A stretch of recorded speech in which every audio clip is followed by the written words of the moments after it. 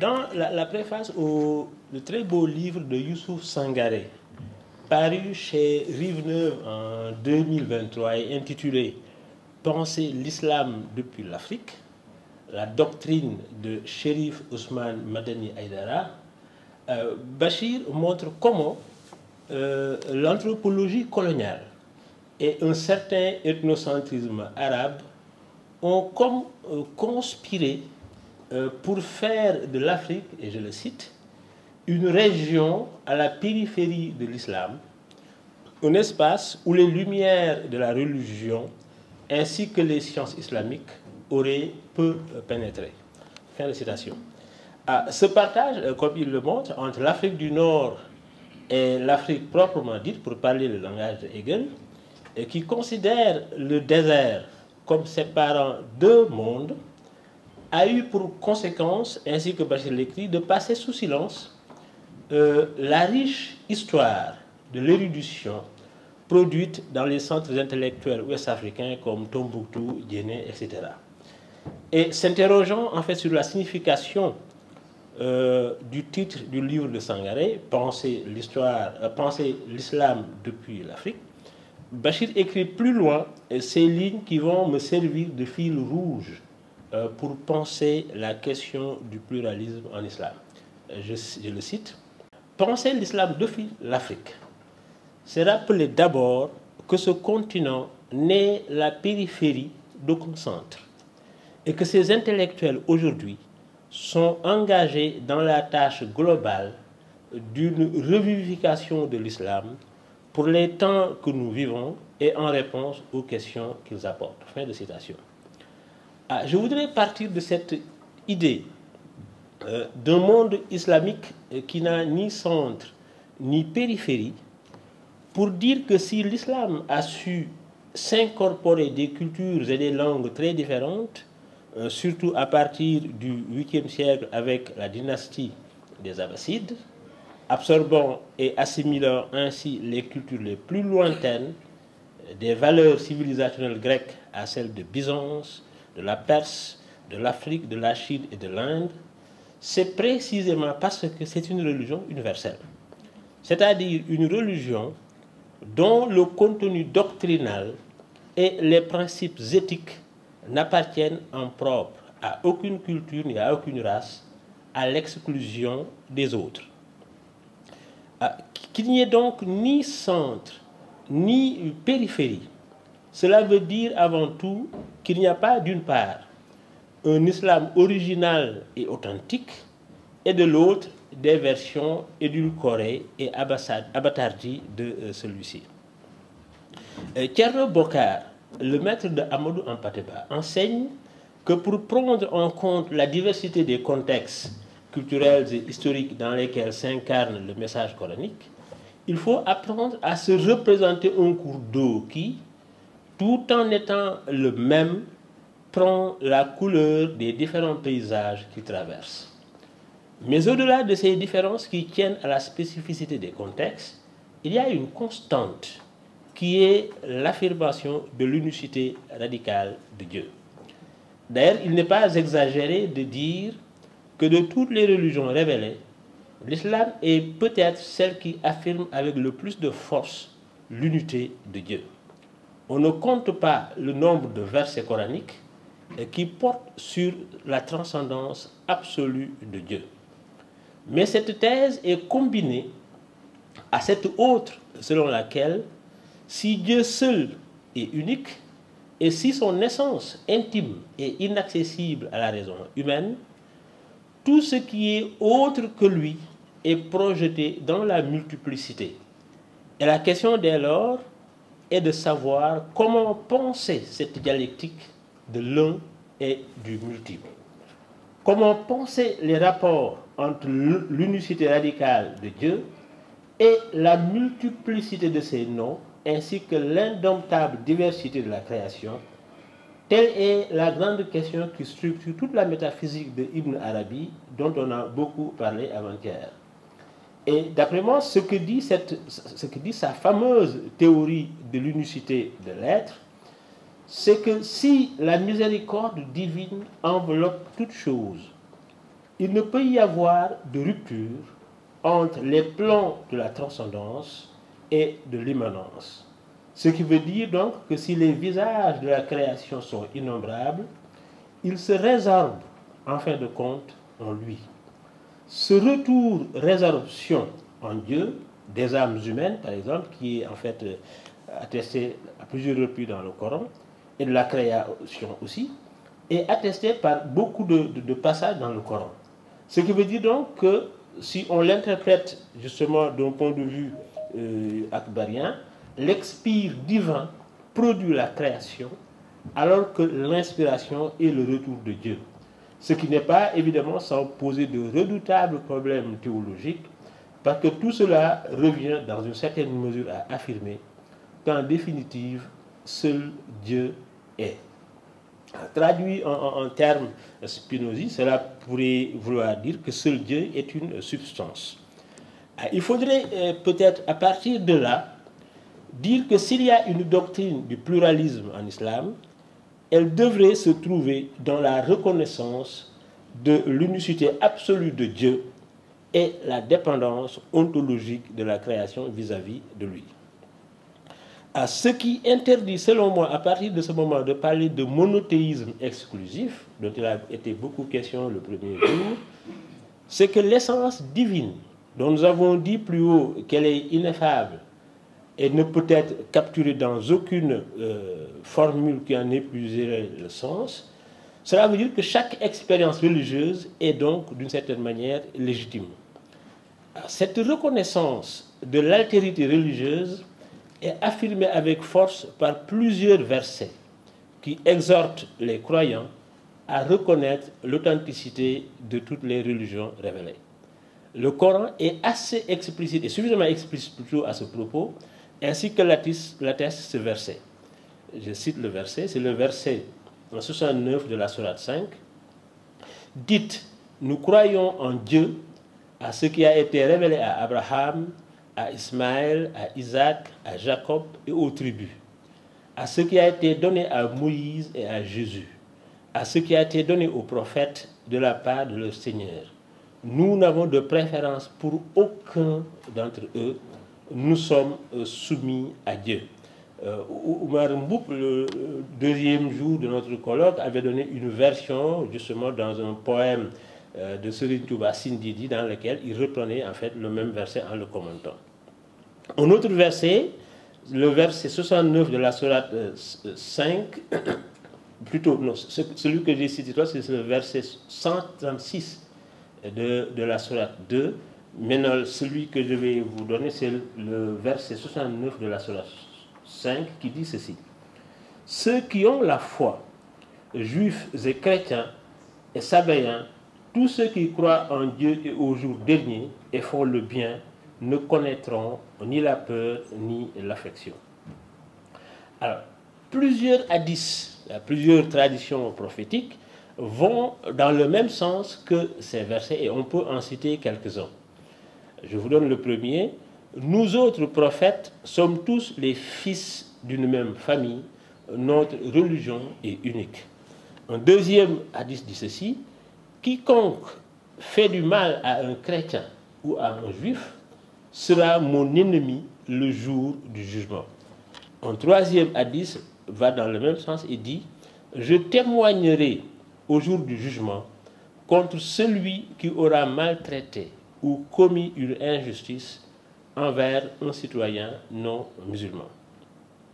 Alors, on peut expliquer cette ouverture par le fait que l'islam conçoit la tradition abrahamique comme procédant d'une seule et même révélation.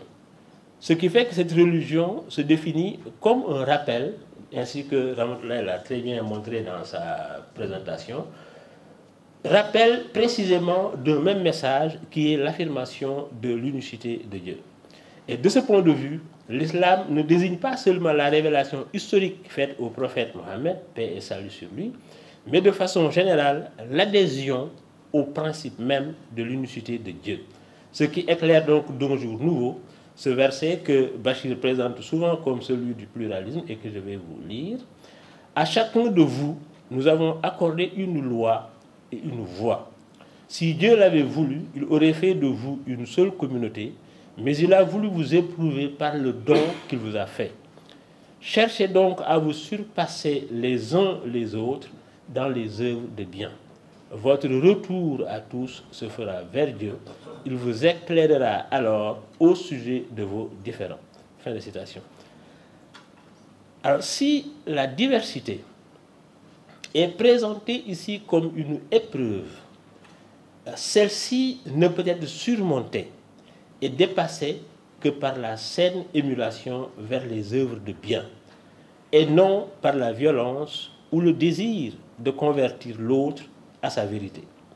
Nous avons donc ici affaire à un islam de la réalisation spirituelle, c'est-à-dire tout simplement à l'islam soufi tel qu'il a existé dans les différentes confréries religieuses qui ont façonné notre conception du divin en Afrique de l'Ouest. On peut voir dès lors que l'exigence d'ouverture et de la tolérance dont il est ici question n'est ni quédeur ni relativisme, mais renvoie plutôt à une forte exigence éthique dont la racine se trouve dans le lien qui unit chaque être à son créateur.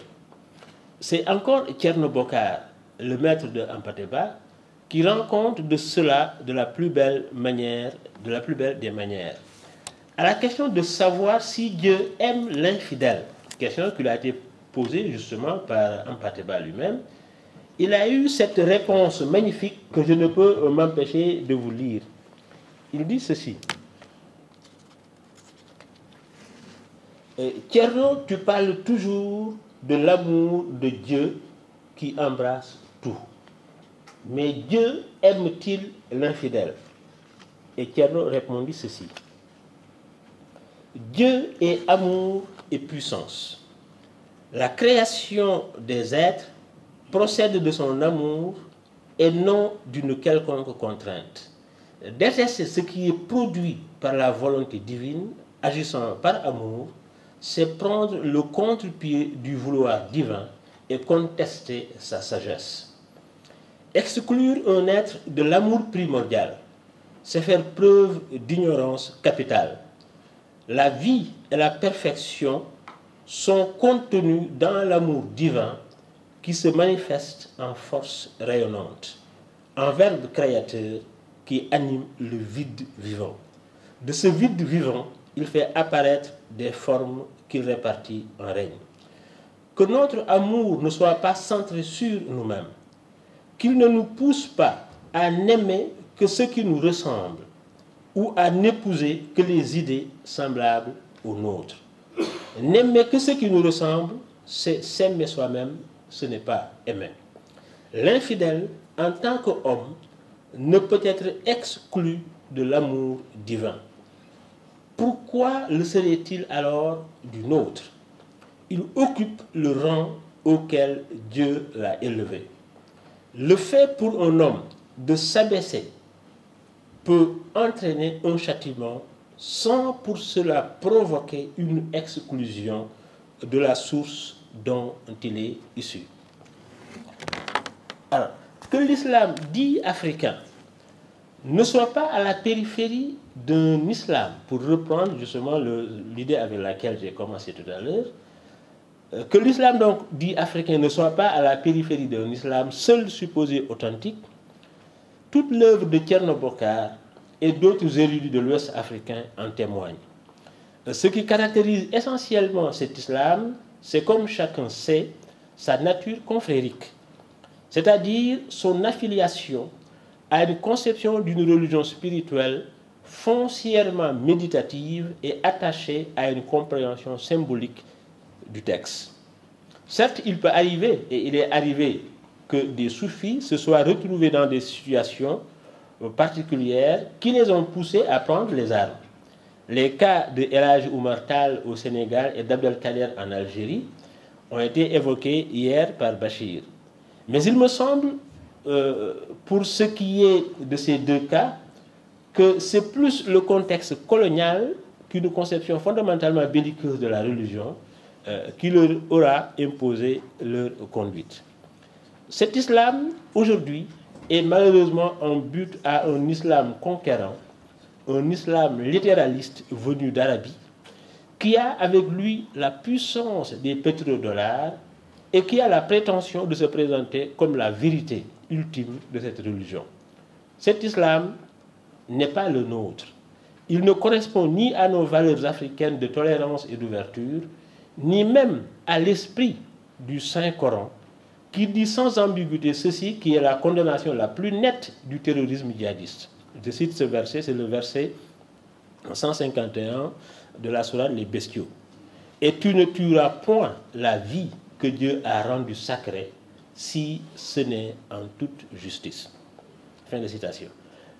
Mais alors, est-ce justice que d'envahir un pays étranger et d'y massacrer les habitants et d'y faire régner sa propre loi? Parce que n'oublions pas qu'au départ, ce ne sont pas des Maliens, mais plutôt des Maghrébins qui ont su trouver sur place des gens assez serviles pour obéir, qui ont introduit cette violence djihadiste au Mali.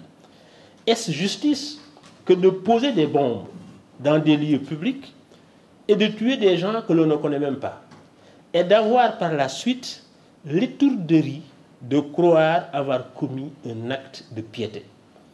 Est-ce justice que d'imposer aux musulmans, sur lesquels on n'a aucun droit, sa propre conception de la religion, comme si la foisonnante richesse du texte coranique, dont la validité transcende justement les temps historiques, devrait pouvoir se réduire à une seule lecture, une lecture unilatérale élaborée par des théologiens du IXe siècle, certes remarquables, mais qui ne pouvaient avoir aucune connaissance des enjeux politiques, sociaux, scientifiques et culturels de notre temps.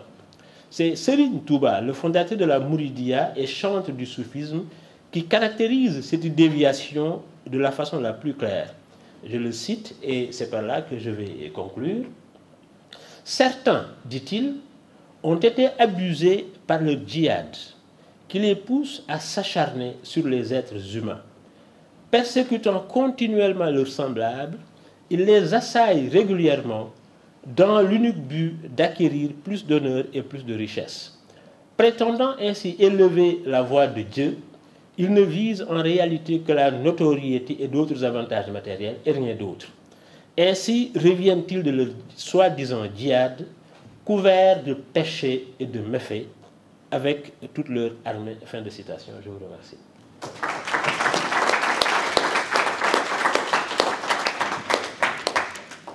Merci, M. Ndoye, pour l'exposé.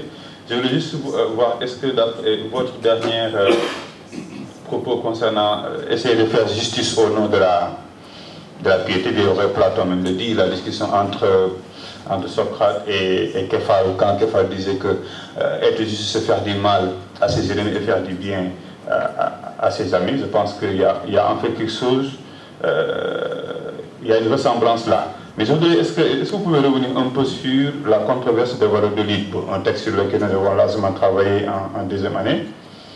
Et dans ce texte également aussi, on sait aussi que le docteur Sepulveda aussi presque soutenait la même thèse en disant que voilà, il faut violenter, massacrer les Indiens parce que c'est au nom de la piété, c'est au nom de la foi chrétienne. Est-ce que également c'est pas la même chose aussi, c'est les djihadistes aussi qui disent qu'il faut massacrer, il faut tuer au nom de Dieu. Il n'y a pas un rapprochement entre ces deux exemples-là. Merci. Merci Mbou pour cette comparaison entre justement le djihadisme tel qu'il existe aujourd'hui et justement cet épisode en fait de la colonisation de l'Amérique qui est la controverse de Valladolid. Tu as parfaitement raison de faire l'analogie parce que cela montre d'abord que le fondamentalisme religieux n'est pas une invention musulmane et qu'il a existé pendant très longtemps et a servi aussi de justification à la colonisation. L'idée que, au nom de la religion, on peut en fait massacrer, dominer, en vue de convertir des gens à la religion, c'est une pratique qui est aussi vieille en fait que cette domination de l'Europe sur les autres continents. Et effectivement, je crois que tu as parfaitement raison de faire la comparaison. Les deux logiques sont ici. Il identique. Il s'agit dans tous les cas de nier l'autre dans ce qu'il est et de lui imposer une conception de la religion que l'on considère être comme étant la seule légitime, la seule valable.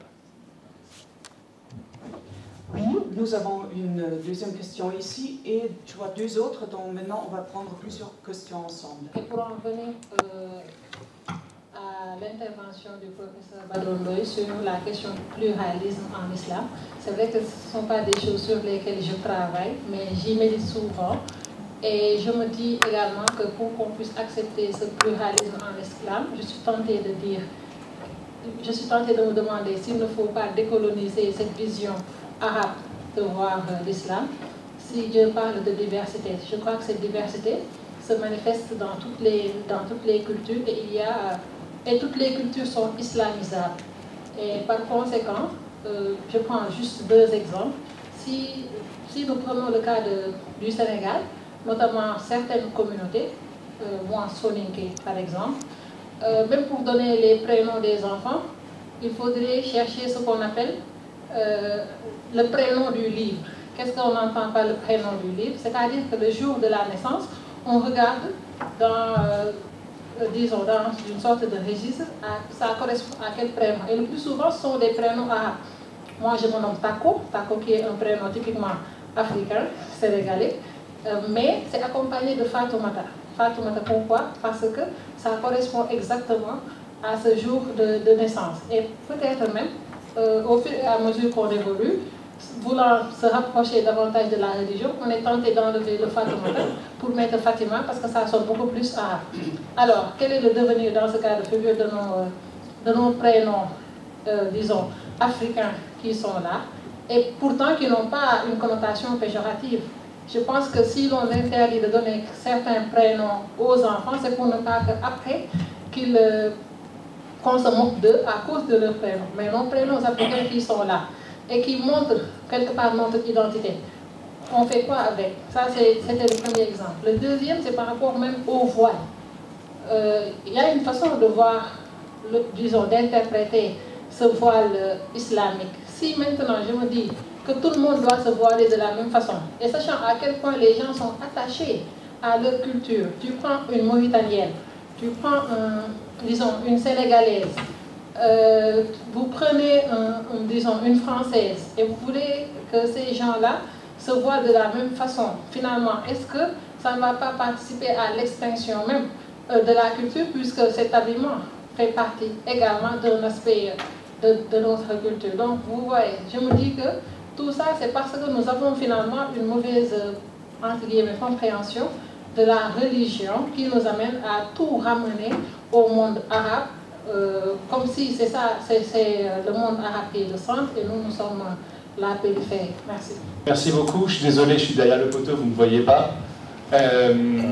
Merci pour votre exposé. J'ai appris beaucoup de choses sur l'approche africaine de l'islam par rapport à une approche qui serait hégémonique arabe. Mais je ne peux pas m'empêcher quand même de voir des échos entre votre intervention et celle qu'on a eue ce matin de Madame Diane. Et j'aimerais vraiment ici me faire le porte-parole d'une parole problématique, mais problématique avec sa part de dialogue. C'est que vous êtes parti de cette idée que la construction du pluriel en islam s'appuierait d'abord sur la reconnaissance de l'unité, de l'unicité en gros du tawhid, ce qui pose la question de savoir quid d'une approche du divers qui serait appuyée sur un unique déjà pluriel. Pensons par exemple au prologue de l'évangile de Jean, voilà. Et ensuite aussi sur certains, disons, versets que vous avez cités, coraniques, où on a parlé avec Djibril, je ne peux pas m'empêcher quand même de voir, une part féconde de conflit à travers un processus de corénisation, de réécriture et de correction. Et du coup, je m'interroge quand même ici là, sur les exposés qu'on a, et c'est comme s'il y avait quand même de la place. C'est-à-dire que moi, ce que j'entends jusque-là, ce sont des paroles théologiques, mais une parole de philosophie de la religion qui s'appuie sur une problématisation du Coran dans la manière dont il articule l'un et le divers. Je pense que, on en a encore besoin. Et voilà, c'est la question que j'aimerais poser. Elle est confuse, elle est problématisante, mais elle est tout à fait ouverte au dialogue et à votre réponse. Je vais commencer par la première. Si je résume, tu veux dire qu'il faudrait que l'on apprenne à décoloniser en fait l'islam. Parce que le terme de décolonisation, Bachir l'a dit hier, est tellement galvaudé maintenant qu'il ne signifie pratiquement plus grand-chose. Mais derrière l'idée, ce que je comprends, c'est une façon de se réapproprier ou de s'approprier un message universel en l'articulant à des spécificités culturelles, celles qui sont les nôtres. Et le biais par lequel tu abordes la question et qui consiste à se demander s'il y a des noms musulmans est une très bonne question. Je ne pense pas que cela soit, disons, une façon en fait de perdre son identité. Lorsque l'on donne des prénoms à nos enfants qui reprennent des prénoms arabes comme Omar, Ousmane et autres. C'est une façon en fait de se rapprocher d'une certaine idée du message, mais il ne faudrait pas perdre de vue, et ça me semble extrêmement important, que beaucoup de ces noms ne sont pas des noms musulmans. Ousmane, Abou Bakr, etc. s'appelaient Ousmane avant la révélation. Et donc, si le prophète s'était amusé, s'était aventuré en fait à leur demander, en plus de changer de religion, aussi de changer de nom, je ne crois pas que son message aurait été bien perçu. Mais, et vous avez raison, et donc de ce point de vue-là, ce qui définit la religiosité ou la sainteté d'un nom, je me demandais si cela a un sens, devrait consister en fait à reproduire en fait des prénoms arabes chez nous. Les prénoms que nous avions avant et qui ont pratiquement disparu, comme Sahewar, Kayor, Mokhoudieu, etc., qui sont très poétiques, qui sont vachement bien et qu'on est en train de perdre, ne sont pas des noms ou des prénoms polythéistes.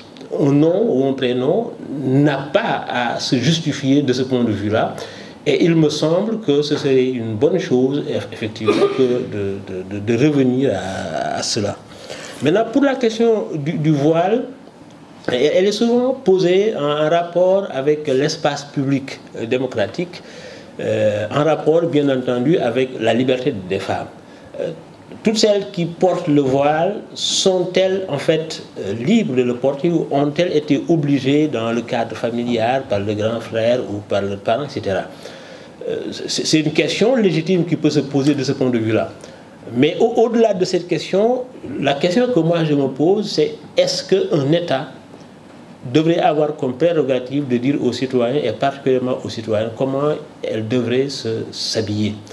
Je pense que quand le port du voile est un acte individuel, un acte de liberté, et je sais que pour beaucoup de femmes en Afrique c'est un acte de liberté, il n'y a rien à dire là-dessus.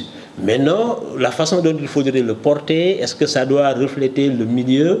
Certainement, dans des pays comme les nôtres où il fait excessivement chaud, se mettre justement une burqa toute noire, parce que vous savez, la couleur noire elle absorbe les rayons du solaire, je ne crois pas que ça soit une excellente idée, quoi. C'est pas très commode en tout cas. Et donc, il faudrait peut-être mettre des voiles, ben oui, qui soient pas ternes. On a parlé hier justement, je crois, le premier jour, quand nos invités ont été chez Bachir et qu'ils ont vu les griots, la manière dont ils s'habillent qui est très colorée, ils ont déploré le fait qu'en Europe, les gens s'habillent de façon très terne. Et donc, moi, je verrais bien justement des voiles colorés, voilà, très beaux à regarder, quoi, et qui ne soient pas en fait des masques que l'on se met sur le visage pour empêcher qu'on vous identifie. Parce qu'après tout, dans l'espace public, il faudrait que chaque sujet soit quand même identifié et qu'on sache quelle est la personne derrière le visage qu'on a en face de soi. Alors, Aurélien, vous semblez déplorer le fait que nos deux discours, Ramatoulaye et moi, aient repris en fait un discours théologique en le raffinant bien entendu, mais sans aller au-delà. C'est-à-dire qu'il n'y a pas une réflexion philosophique derrière. Je ne sais pas ce qui vous pousse à penser cela. Je considère en ce qui me concerne que lorsque l'on interprète un verset Lorsqu'on fait de l'herméneutique au sens où on tente d'aller au-delà de son sens littéraire pour lui donner un sens symbolique, un sens plus profond, on est en train en fait d'exercer sur le texte une activité théorique de compréhension qui est en fait un acte philosophique. Et sous ce rapport, il me semble que la manière dont on a abordé les hadiths, les versets coraniques, tout comme la façon dont en Europe, en fait, on fait une exégèse du texte biblique, renvoie aussi à une activité philosophique qui n'est pas simplement une reprise du discours théologique, mais tout simplement une manière de comprendre en fait le sens d'un texte. Et comprendre le sens d'un texte en se disant qu'il n'y a pas de texte qui soit au ras de sa propre signification, c'est-à-dire plutôt un texte qui soit le degré zéro de l'interprétation, au sens où toute lecture est déjà une interprétation parce qu'on mobilise tout un background, tout un ensemble de catégories pour le comprendre, pour le recevoir et l'interpréter. Et je crois que réfléchir à ces modalités pratiques de prise en charge des textes religieux, qu'ils soient bibliques ou coraniques, c'est déjà une activité philosophique en soi. Merci, j'entends votre réponse, si je peux rebondir. Comment dire ? L'idée n'est pas de faire un reproche d'une perspective théologique, c'est pas ça l'idée. L'idée, c'est d'essayer, en vous écoutant, de savoir jusqu'où la part de déplacement et de décentrement va. Et quand je vous écoute, philosophiquement parlant, comment dire, le concept de pluralité que vous invoquez me semble encore criblé d'une perspective, en l'occurrence, musulmane, coranique. Et, enfin, je veux dire, c'est pas un problème en soi, mais philosophiquement parlant, je pense qu'il y a la place pour encore aller au-delà. Si vous voulez, comment dire, c'est plus une direction qu'un reproche. C'est une idée, en fait, de... Et j'entends tout à fait ce que vous dites, le texte ne parle pas de lui-même, et ce que vous faites est déjà un exercice herméneutique qui peut se rattacher, effectivement, à la philosophie. Ça, bien sûr, il y a un effort herméneutique dans les exposés ici. C'est pas ça mon objet. Mais c'est plutôt par rapport, disons, à la conceptualisation qu'il y a de la pluralité. On en parlait avec Djibril, ce que j'ai en tête, par exemple, c'est la manière dont vous lisez dans les versets que vous avez cités, le processus de coranisation des figures bibliques, par exemple. Des figures du... Le processus de coranisation des figures bibliques. Dans les différents... Vous avez cité à peu près à chaque fois les mêmes versets. Et ça, si vous voulez, ça, je pense que c'est indispensable, c'est une condition sine qua non pour bâtir un concept philosophiquement opérant de la diversité d'un point de vue musulman. Enfin, d'un point de vue musulman, en tout cas d'un point de vue d'une philosophie de l'islam. Si vous voulez, donc, dans une perspective coranique, islamique, il me semble qu'on ne peut pas faire l'impasse sur le fait de prendre en charge, philosophiquement parlant, le processus de coranisation et de le prendre en charge différemment d'une parole confessante. Et moi, ce que j'entends quand je vous écoute, c'est de l'ordre d'une parole confessante, ce qui n'est pas d'ailleurs en soi gênant, mais dans ce cas-là, c'est juste à titre de présupposé, il faut le préciser. Et dans ce cas-là, ça veut dire aussi que si vous assumez cette part confessante, alors il y a la place tout à fait pour ce que je dis, c'est-à-dire une perspective entièrement philosophique sur ce processus de colonisation qui ne soit pas d'ordre confessant. Si vous voulez, c'est dans ce sens-là, c'est là que j'aimerais essayer d'aller avec vous et avec l'intervention de ce matin pour, disons, la perspective du dialogue. Je veux dire, si on ne le fait pas maintenant, on ne le fera jamais. Et je pense qu'on est venu ici aussi pour ça, c'est-à-dire que si on n'a pas ce dialogue ici, moi je ne sais pas quand est-ce que je pourrais l'avoir et j'ai envie de l'avoir avec vous. Donc j'ai envie de l'ouvrir et voilà, je suis intéressé par votre réponse. En fait, je crois que dans les réponses qu'il a apportées aux questions qui nous ont été posées, l'avocat a parfaitement répondu à cela. L'idée que pour qu'il y ait un véritable dialogue, il faudrait aller au-delà des points communs et essayer de voir les points de friction où il y a des différences pour tenter de construire un dialogue qui soit constructif à partir de ces différences-là. Et elle a parfaitement raison d'aborder la question sous cet angle, parce que si en fait tout se ressemble, s'il y a comme une sorte de gommage de nos hétérogénéités, de nos particularités, pour ne faire voir que ce que nous avons en commun, on pourrait tomber dans une sorte de totalitarisme où tout le monde ressemble à tout le monde, et ça n'est pas un dialogue. Il n'y a dialogue qu'à partir du moment où on a repéré, où on a identifié des positions qui sont divergentes, et qu'à partir de ces divergences, justement, on essaie de construire, en fait, un dialogue qui ne va pas forcément aboutir, justement, à un accord. Parce que l'accord est bien entendu ce qui est visé, parce que c'est l'horizon qui donne son sens à toutes les confrontations théoriques de ce point de vue-là, mais il n'est pas dit qu'on va forcément l'atteindre. Et il faudrait aller dans cette direction le plus loin possible, quitte à identifier maintenant des points de vue qui sont irréconciliables et qui vont en fait être justement ce qui structure l'espace du dialogue. Et évidemment, on ne pouvait pas faire tout ça dans l'espace d'une communication. Peut-être bien que dans les textes à venir qui seront présentés par la suite, nous pourrons aller dans cette direction. Merci, à poursuivre. Merci, professeur. Oui, très rapidement, avec Guylain tout à l'heure, on se faisait la réflexion que la construction de ce missionnaire est extraordinaire. C'est le meilleur exemple qu'on puisse donner, au fond, de la fonction fabulatrice dont parle Bergson. Et en écoutant, ce qui m'intéressait aussi, c'était les deux autres enfants de Noé.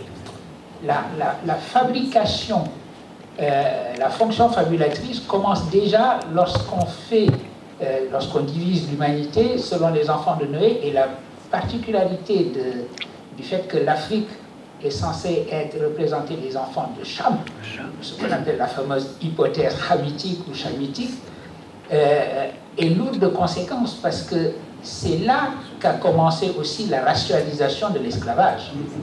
L'idée que Cham, maudit par son père, et son visage se noircit du fait de la malédiction, ça a été construit comme la prédestination des Noirs à l'esclavage. L'esclavage qui jusque-là n'avait pas de race et a été racialisé. Et ce qui est intéressant, et c'est un lien avec ce que disait également Bado concernant l'ethnocentrisme, à un moment, parce que ce récit de la malédiction de Cham n'est pas coranique. La plupart des récits abrahamiques sont repris par le Coran. Et d'ailleurs, c'est intéressant parce que quand on dit coranisation, quand on vient naturellement du christianisme, on a l'impression que l'islam islamise des figures. Ah tiens, on islamise Moïse, on islamise le Christ, etc. On ne se rend pas compte que ce sont des figures qui sont là et que des récits se construisent. L'islam a construit son récit de ces personnes-là, de ces personnalités, indépendamment, parce que sinon on va penser simplement, oui, c'est une mauvaise traduction, le prophète n'a pas vraiment compris la Bible, et donc il a changé le narratif et a islamisé ou coranisé, comme dit Aurélien, des figures qui étaient des figures autrement définies et stables dans d'autres récits. Non, ce sont des figures qui sont disponibles et les récits les construisent selon leur propre perspective. C'est ça le malentendu qui me semble exister ici aussi. Parce qu'en effet, si on a l'habitude que toutes les références à Moïse soient des références bibliques, ou que toutes les références à Abraham soient des références bibliques, on a le sentiment que quand le musulman parle de Moïse, il a décentré les choses. Voilà. Alors, bref. De l'homme et l'humanisation de Dieu. Je ne me souviens plus exactement des termes dans lesquels justement il a pensé cette dialectique, mais pour en fait faire le lien avec ce que nous avons dit à propos de la relation que l'être humain entretient avec son créateur, il y a là effectivement une manière de penser ce qu'il faudrait entendre véritablement par le son du soufisme en islam. C'est l'idée qu'il y a une jonction, une connexion continue entre le créateur et son serviteur, et cette connexion fait qu'il y a un double mouvement de divinisation de l'homme, par exemple dans plusieurs versets, particulièrement dans la verset la vache, quand Dieu dit en fait qu'il va faire descendre sur terre son lieutenant, Khalifatullah fil ard, il y a là comme une façon de diviniser l'homme, au sens où le lieutenant, c'est celui qui tient lieu de, c'est celui qui remplace en fait Dieu. Et tout se passe comme si Dieu, en créant l'homme, lui avait comme laissé tous les attributs divins, et c'était comme recroquevillé en lui-même pour jouir de sa propre essence, laissant à l'homme la garde de la création. Et donc sous ce rapport-là, il y a comme une élévation de l'homme qui ainsi se divinise en prenant la place de Dieu. Bidar a écrit un livre magnifique, très radical justement sur la sortie de la religion. Je ne sais pas si c'est une bonne interprétation qu'il faudrait avoir de ce verset, mais il dit que il y a une possibilité d'une fin du théologico-politique en islam qui passerait par une radicalisation de ce verset en montrant que, en remettant ainsi tous les attributs divins à l'homme, Dieu s'était retiré et lui avait donné la charge justement de prendre sa place. Et que donc ce serait là une façon pour lui de sortir de la religion, mais une sortie de la religion qui n'en est pas une en réalité, parce qu'il s'agit en fait d'une divinisation de l'homme, donc d'une élévation de l'homme à un niveau anthropologique où ce qui était semence divine potentielle en lui prend la forme justement d'une actualisation de ses attributs et ferait de lui un homme-dieu. Et c'est peut-être à ça, je ne sais pas, je ne crois pas que Luc Ferry soit un soufi, il est très loin d'être un soufi. Non, ce serait un soufisme de droite ou d'extrême droite, ce qui n'aurait aucun sens. Mais c'est comme ça que personnellement j'ai reçu son livre. Alors sur soufisme et suivisme, je crois comprendre que tu veux parler justement de cette conception très populaire du soufisme qui a en fait, qui peut avoir perdu en fait la dimension élitiste du soufisme, parce que le soufisme c'est aussi quelque chose de très exigeant et on peut se poser la question de savoir ce qu'il devient lorsque ce sont des masses entières de gens qui se définissent comme soufis. La relation du maître ou disciple qui est ici essentielle et qui fait que justement il y a entre les deux une connexion nette, permanente. On peut se poser la question de savoir ce que cela devient lorsque le guide n'a pas 2 ou 3 fidèles, mais qu'il en a des milliers, voire des millions. C'est un peu le problème que ça pose, et donc de savoir si dans cette forme de soufisme, il n'y a pas du suivisme, comme tu as tenté de le dire. Et je crois que tu as raison, ça pose un véritable problème. Tu n'as pas parfaitement raison, et ton pessimisme est justifié. Et l'exemple le plus concret et le plus édifiant que l'on pourrait donner à ce propos, c'est la crise écologique. La façon dont l'homme est arrivé aujourd'hui à un point tel qu'il est devenu une force géologique capable d'infliger à la nature des dommages qui sont irréversibles. Parce que jusque-là, c'est la nature qui avait le dessus, qui arrivait toujours à se régénérer. Mais aujourd'hui, les choses ont complètement changé et on a effectivement de bonnes raisons de considérer que sous ce rapport-là, c'est peut-être la crainte des anges, en fait, qui est en train de se réaliser. Mais il faut être optimiste. Moi, je suis pas un optimisme béat, mais au moins avoir cette confiance en l'humain qu'il peut toujours relever le défi. C'est Hölderlin qui dit que là où croit le danger, croit aussi ce qui sauve. Autrement dit, il y a de plus en plus une prise de conscience planétaire de la crise écologique et de ses dangers, et que même si les gouvernements actuels et le capitalisme, parce qu'en fait ce n'est pas les gouvernements, c'est une forme d'organisation sociale et politique du travail qui fait qu'on en est arrivé là. Et c'est tellement ancré dans la conscience des gens que beaucoup sont plus prompts à penser la fin du monde que la fin du capitalisme, qu'on a naturalisé et qu'on a présenté comme justement la chose la plus normale, comme si une autre organisation politico-sociale de la société et du travail n'était pas possible. Et donc, mais cette critique du capitalisme est aujourd'hui en train de s'installer petit à petit. C'est encore très minoritaire et très superficiel dans plusieurs parties du monde, mais il faut espérer que les choses vont en fait s'améliorer et qu'on ira certainement vers non pas la réalisation de la prophétie des anges, mais de celle de Dieu qui répondit en fait aux anges que je sais ce que vous ne savez pas. qu'est-ce qu'il sait que, que les gens ne savent pas et que nous autres aussi ne savons pas de nous-mêmes et qui fait qu'il a confiance en nous, je ne le sais pas, mais gardons confiance et considérons que bon, ben, les défis sont énormes mais qu'il est possible parfaitement de les relever. Merci beaucoup.